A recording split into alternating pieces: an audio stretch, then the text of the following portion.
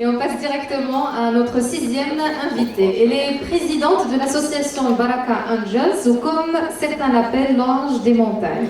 Salwa Zine a fondé, en collaboration avec d'autres personnes il y a des années, l'association Al-Baraka Angels, et qui s'occupe du développement socio-économique, éducatif et culturel de la population vivant dans les montagnes isolées, suite à une première grande opération humanitaire au bénéfice des habitants de la région d'Enfgou, dans le Moyen Atlas. L'association s'elle-même, spécialisée dans l'organisation de stages d'animation culturelle et artistique chaque été pour rafraîchir l'intelligence des jeunes et booster leur potentiel et créativité. Nous avons l'honneur de l'avoir avec nous aujourd'hui. Son intervention s'intitulera « La résilience, un engagement au quotidien ». Mesdames et messieurs, sous vos applaudissements, Salwa Zine. Bonjour tout le monde. Je voudrais remercier déjà Monsieur le ministre, Mesdames les ministres, le corps dirigeant, les enseignants aussi et les étudiants qui sont tous présents aujourd'hui. Alors je me présente, je suis Salwa Zine, je suis à la tête de 3 magnifiques enfants, 35, 30 et 25, et j'ai une petite fille aussi qui a 11 ans. Alors mon voyage a commencé il y a un peu plus de 10 ans, et c'était dans la région d'Enfgou suite au décès d'enfants par le froid, de nourrissons. C'est triste de dire qu'au XXIe siècle, on a des bébés qui meurent par le froid au Maroc, mais c'est une réalité. Donc avec tout un groupe de jeunes Marocains, nous sommes partis, on était 60, et on a appelé ce voyage le voyage de l'espoir, et on est parti dans la zone d'Enfgou. On a logé chez l'habitant pendant 3 jours, et on a vu les conditions dans lesquelles vivent ces montagnards, et surtout les mamans, parce qu'elles sont tous les jours très résilientes face à l'adversité. Elles vont collecter le bois, elles font la cuisson des aliments, elles accompagnent les enfants à l'école parce que c'est un combat pour les enfants. Il faut traverser les fleuves, il faut faire 4-5 km à pied. Nous, on est dans notre zone de confort. On n'imagine pas ce qui se passe dans le Maroc enclavé. Et tout le monde devrait aller y jeter un coup d'œil. Vraiment, il y a beaucoup à faire. Donc, ce voyage a été pour moi une révélation. Et en revenant du voyage, je me suis dit, on ne peut pas avoir vu tout ça et retourner dans son cocon douillet et oublier ces personnes-là. C'est vraiment impossible. Donc, avec ce groupe-là, j'ai dit, qu'est-ce qu'on peut faire pour ces habitants? Les gens n'étaient pas très intéressés parce que déjà, ce voyage de l'espoir, c'était vraiment très fatigant parce qu'on a passé 1 mois à préparer cette caravane humanitaire qui avait ciblé 1750 personnes. Et donc, quand on travaille, quand on a des enfants, quand on a une vie à côté, c'est pas très facile de suivre tout ça. Mais moi, je ne pouvais pas fermer les yeux. L'image de ces montagnards et de ces femmes, de ces enfants, était ancrée dans mon visage. Donc, d'où la création de l'association El Baraka Angels, qui a été créée en 2013. Donc, depuis cette année-là, je me bats pour cette association avec beaucoup d'autres personnes et beaucoup de femmes à côté de moi. Et les femmes sont plus résilientes et plus endurantes que les hommes. D'ailleurs, on le voit dans la vie de tous les jours. Quand une femme est malade, eh ben, elle se lève, elle travaille, elle cuisine, elle s'occupe de ses enfants. Et l'homme, quand il est enrhumé, il est alité. C'est une réalité triste, mais elle est là. Donc les femmes sont plus endurantes, donc j'espère que nos étudiantes qui sont là sont vraiment très endurantes. D'ailleurs, quand on prépare une caravane, nous, pour l'association, on a plus de femmes investies que d'hommes, alors que les femmes, elles ont leur travail. Moi, je suis coiffeuse esthéticienne, je n'ai pas fait de parcours universitaire, je suis coiffeuse esthéticienne, je travaille 8 heures par jour, samedi inclus, et pourtant, je travaille pour l'association 24 heures sur 24. Ça veut dire je dors, je pense aux actions qu'on va faire. Depuis 2013, avec l'aide de toutes les personnes qui nous entourent et de toutes les personnes qui nous font confiance, des donateurs, on a initié de très belles actions. On a rénové quelques 18 ou 19 écoles parce que je vais vous dire, quand on va dans le milieu rural, montagneux surtout, 80% c'est des garçons et 20% ce sont des filles. D'abord, problème majeur, il n'y a pas de toilettes dans les écoles. Quand il y a des toilettes, il n'y a pas d'eau. Donc les petites filles abandonnent, elles ne vont pas à l'école. Quand la fille a ses règles, elle ne va plus à l'école. Son père la laisse à la maison. Après, pour celles qui passent le primaire, Elles arrivent au collège, il n'y a pas de collège dans le Douar. Le collège est à 50 ou à 60 km. Ils font aller à Dar Taliba. Les parents refusent que leurs filles aillent à l'internat. Ce qui est triste parce que les filles en général ont un bon niveau scolaire par rapport aux garçons et toutes les petites filles se retrouvent abandonnées. Rares sont celles qui subsistent. Donc il faudrait trouver des solutions à ces jeunes filles parce qu'elles ont envie d'étudier. Elles ont envie d'être dans cette école-là comme vous toutes.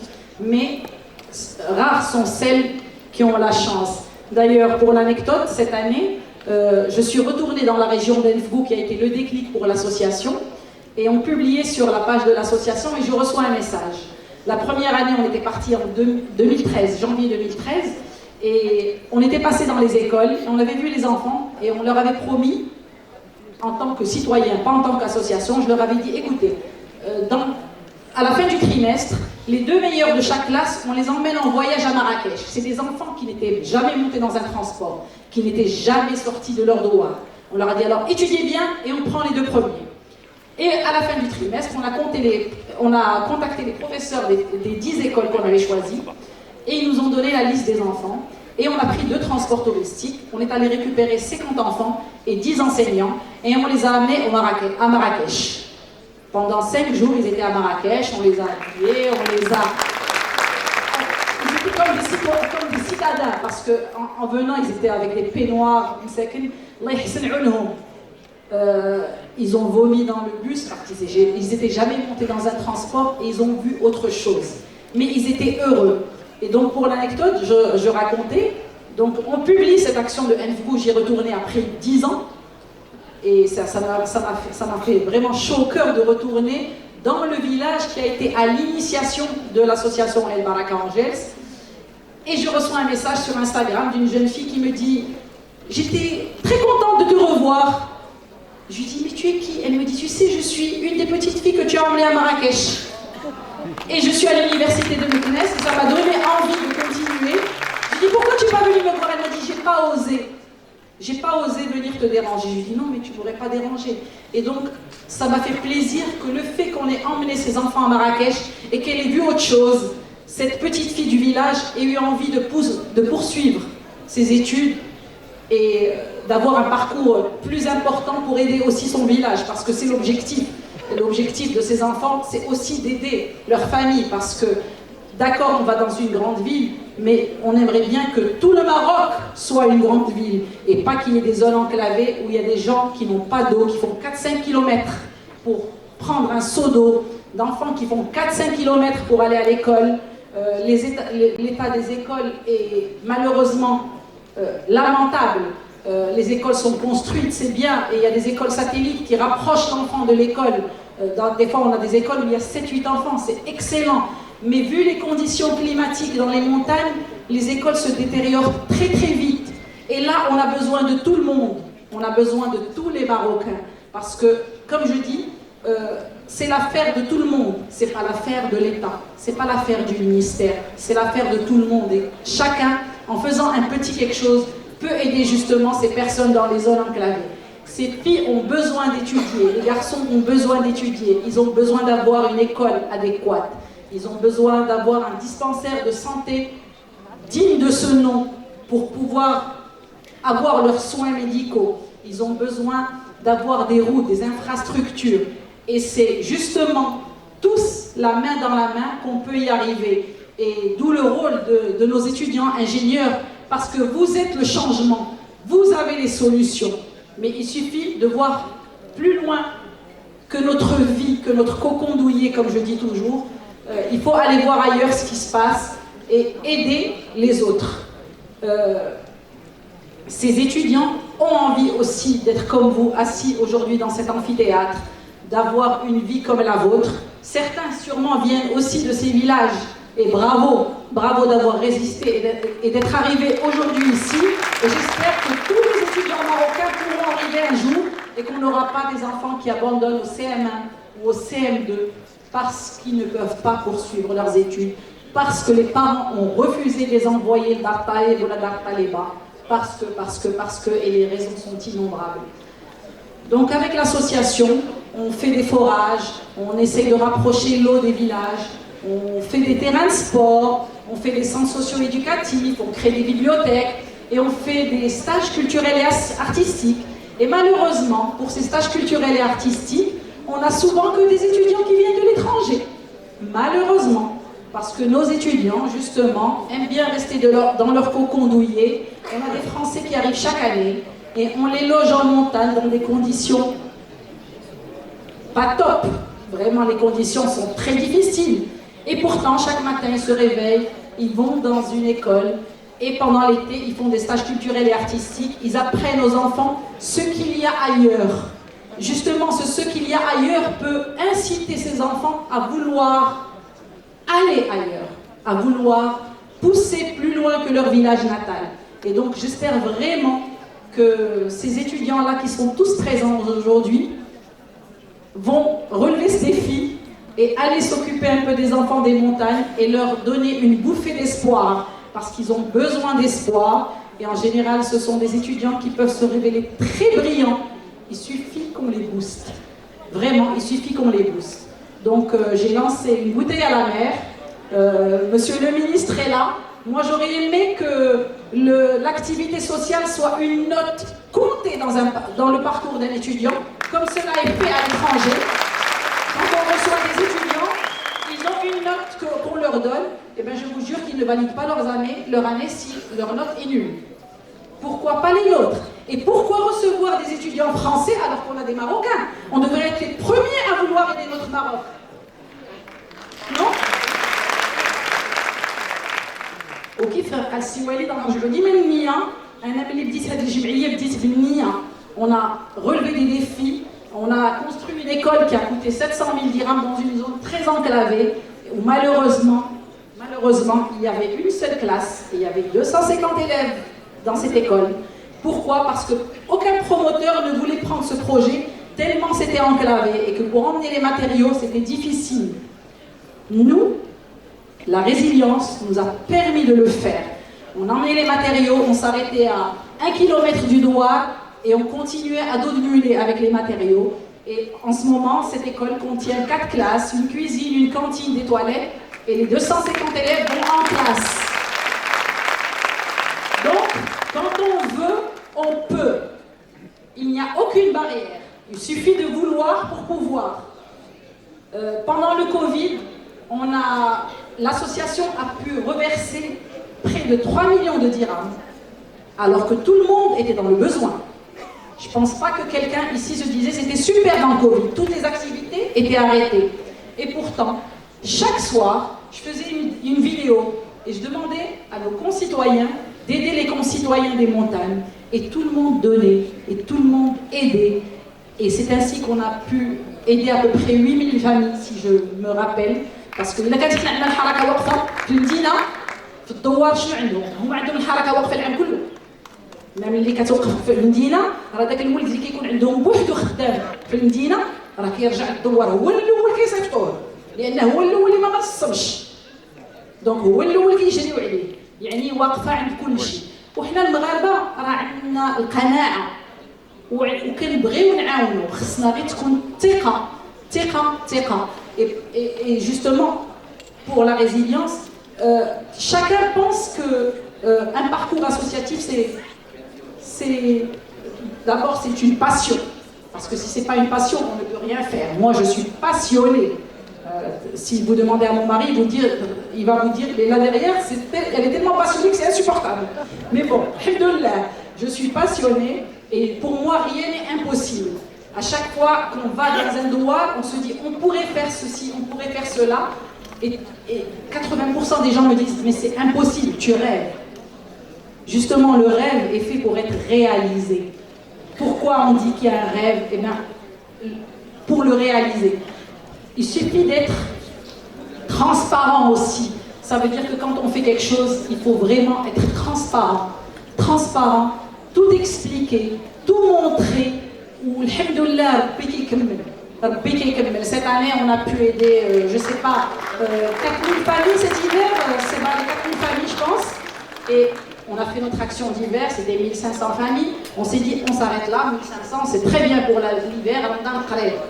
Et puis il a neigé dans la région des Itbouli. Et en regardant la météo, je me dis, mais il neige, c'est impossible qu'on n'ait pas ces gens, ils vont être bloqués.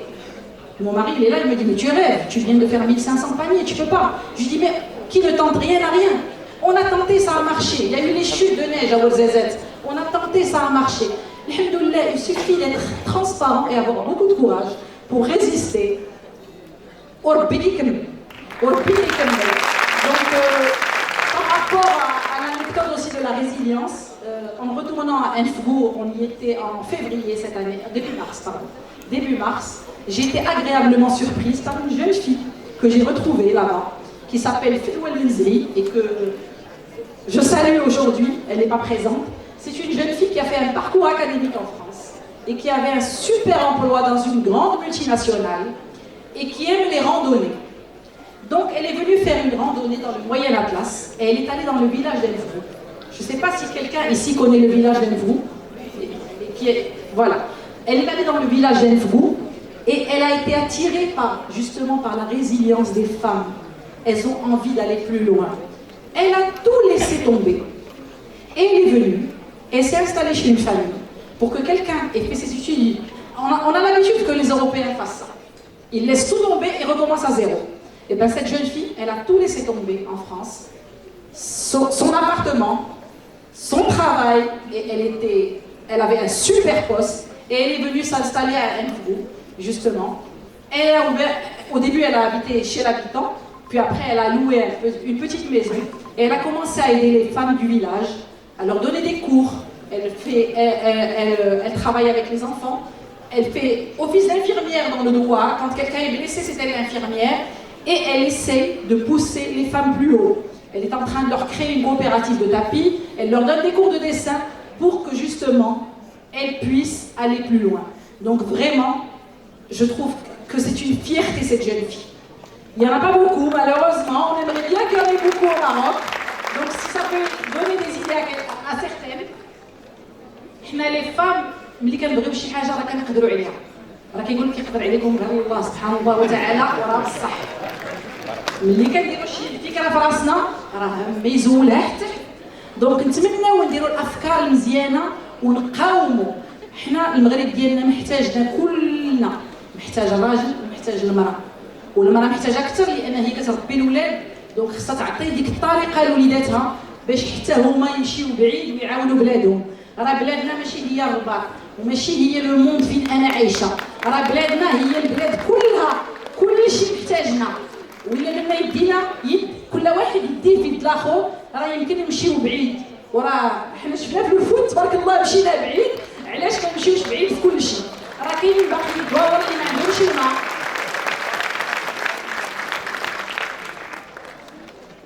كاينين باقي الدواور اللي ما عندهمش الماء، كاينين المدارس اللي مكرفسين، كاينين السبيطارات اللي فيهم غير الحيط، مبنيين غير الحيوط، ما كاينش حتى ان بونسمون ولا دو ميركوروكروم. Il y a des choses. Malheureusement, حتى l'État quand il envoie des personnes travailler dans les patelins, ما كيبغيوش. Effectivement, les conditions, quand on est habitué à des conditions minimes, on n'arrive pas à changer. Mais il faut tester le changement. Le changement, des fois, peut aider d'autres personnes. Et rien le fait de voir, avec le sourire chez une personne que tu as aidée,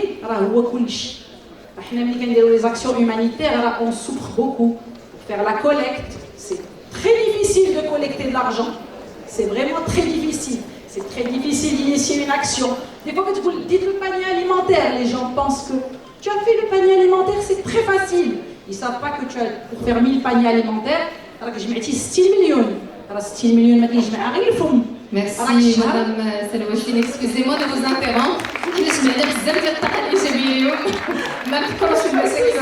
Merci beaucoup Madame Salwachine. Je vous invite à rester avec moi sur scène et j'inviterai tous les intervenants pour faire une photo collective afin d'immortaliser ce beau moment de partage et de sincérité. Merci.